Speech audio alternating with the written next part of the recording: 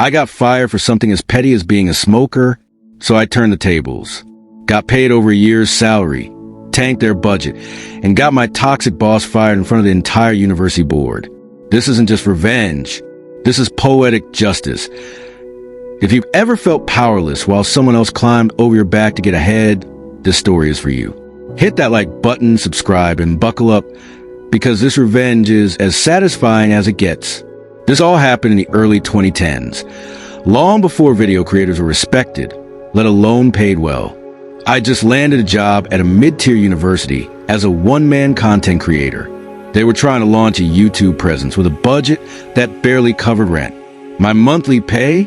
Just $2,200. But back then, I didn't care. I was passionate, hungry, ready to build something from scratch. On day 2, my manager, let's call her Linda, sat me down and handed me a paper. My heart skipped. Your KPI is 85 videos this year, she said, smiling like she just handed me a cookie. 85, 3 to 10 minute, fully produced videos in 1 year. Written, filmed, edited, scored, all by me, on my own gear.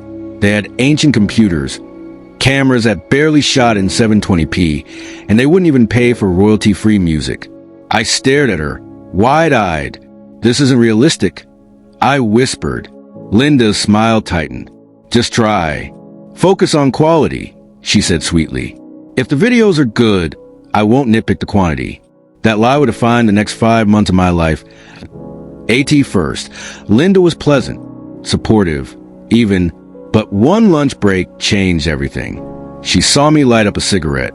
The next day, her attitude flipped like a switch. She began nitpicking everything. You smell like smoke. You're 5 minutes late. Why can't we reach you during your break? Mind you, I was pulling over 60 hours a week, sometimes working Saturdays just to keep up. I brushed it off. I thought maybe she was stressed.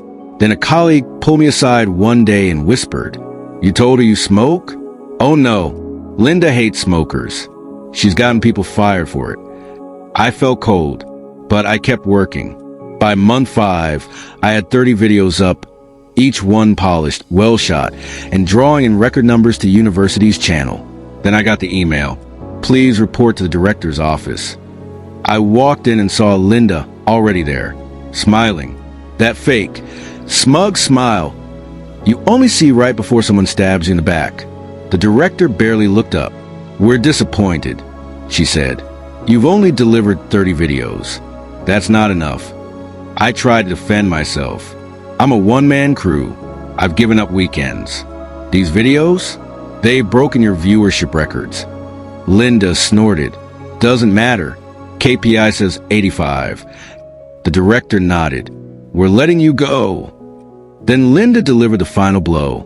"We'll hire a professional production house to clean up the mess." That was it.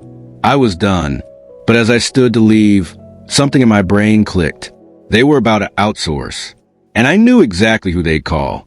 You see, I manage a university's database of production houses. Linda didn't have industry contacts. She had no idea what she was doing.